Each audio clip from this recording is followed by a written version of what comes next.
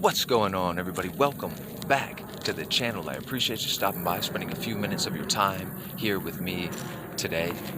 Have you ever heard this expression, turn the other cheek, to turn the other cheek? I believe it was Jesus who said we should turn the other cheek, okay? And Jesus was a huge advocate for nonviolence, okay? The Buddha, also huge advocate for nonviolence. Socrates also advocates for nonviolence and says we should not injure another person even if they injure us first. We should never return violence for violence. We should never return vengeance for vengeance or evil with evil. And we should never attempt to ward off evil with evil, okay? But to turn the other cheek, this is a moralistic stance or view that is very rare.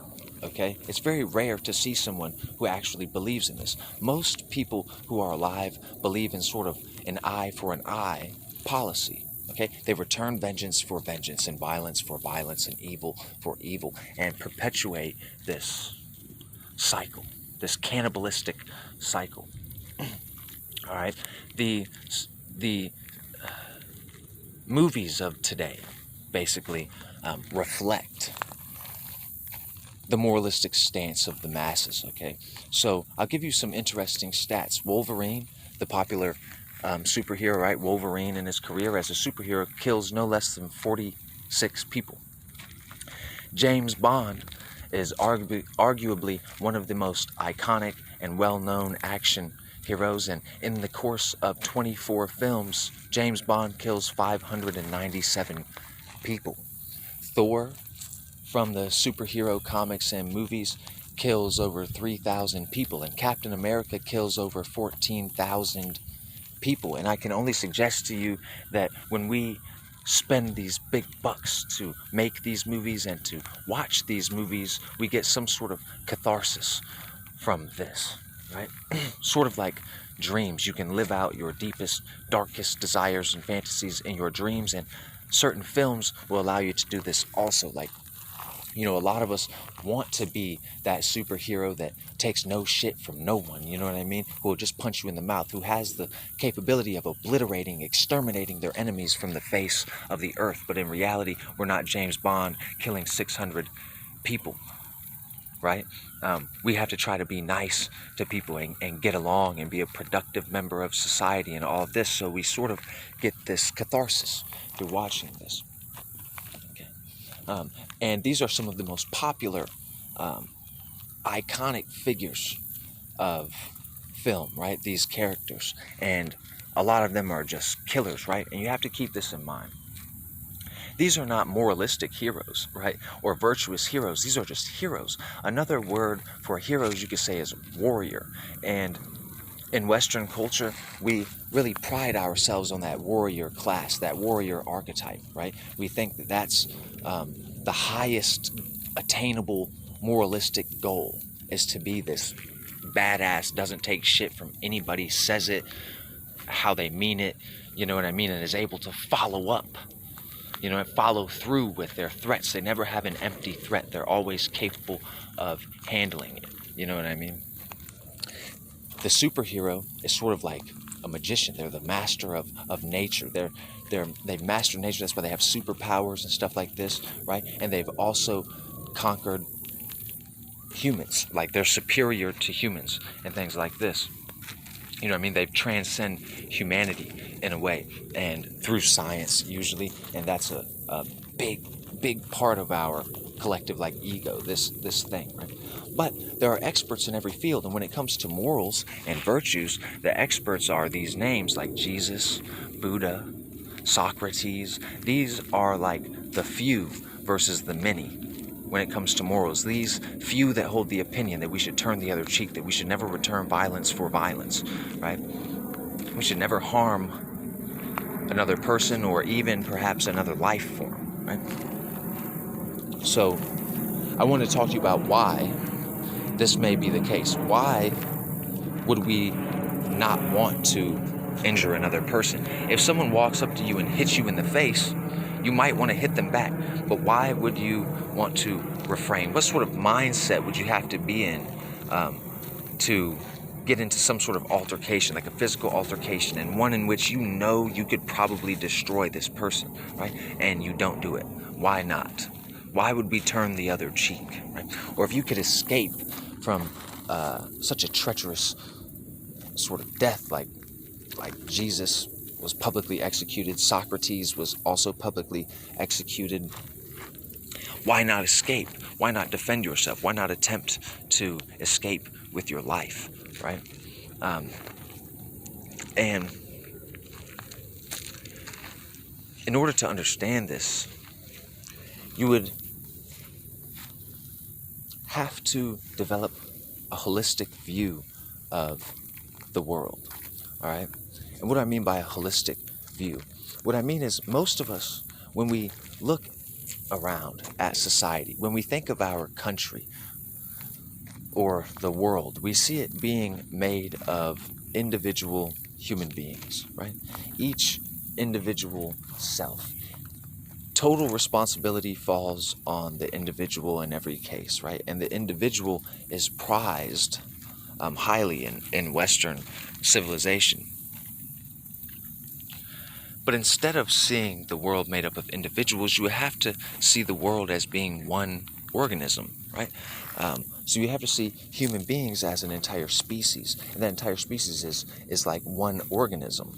It has perhaps a head with a brain, maybe, that makes certain decisions, that has a certain role in communicating with the rest of the body. There are arms and legs and a torso, the core that does a lot of the work. There's the spine that holds it all upright. You know what I mean? There are all of these different parts of the body, and the same would be true about society. Society forms one large body made up of smaller integral parts that together make up the whole.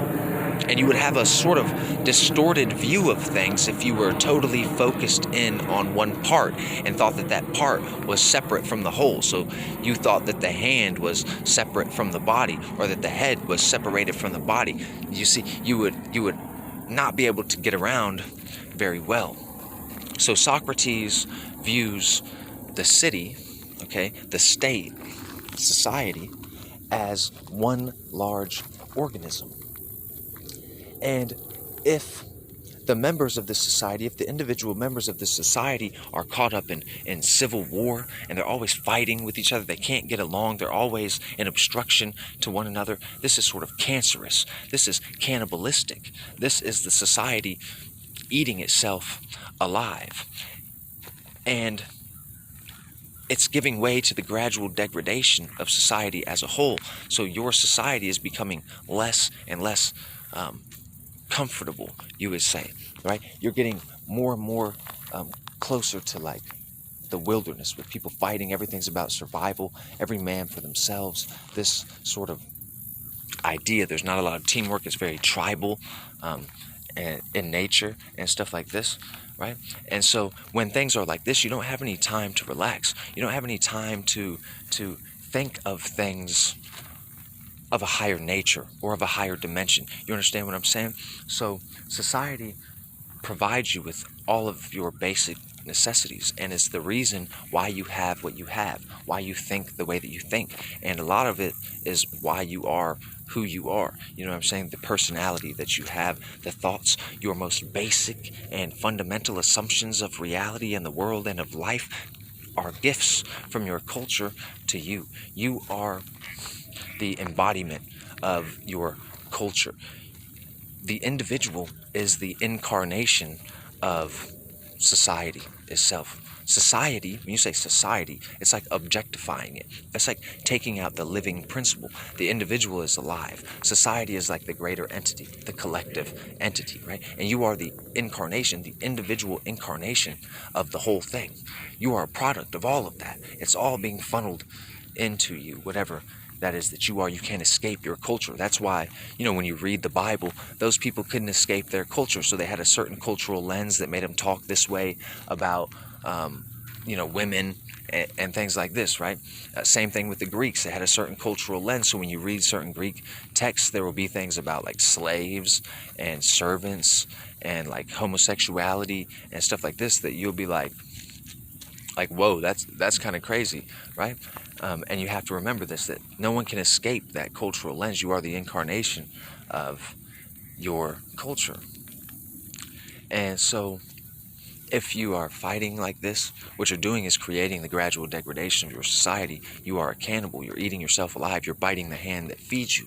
You're contributing to the downfall of society. Everything that's wrong with society, you are involved in that when you are involved in acts of violence and vengeance and evil towards another person, towards another member of your society or another member of your species, because we could zoom this out and see how the entire human species, not just your individual culture, right? Not just your individual society, like your country or your county or your state or whatever, not just that, but the whole human species is also one enormous being.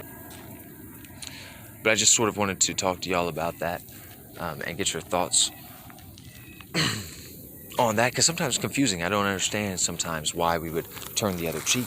I've been sucked into the allure of popular culture myself, and I've worshipped plenty of these heroes that kill people. Like, I remember growing up, The Crow, the movie The Crow, that was one of my favorites. And The Crow was about a guy who was like unjustly murdered, right?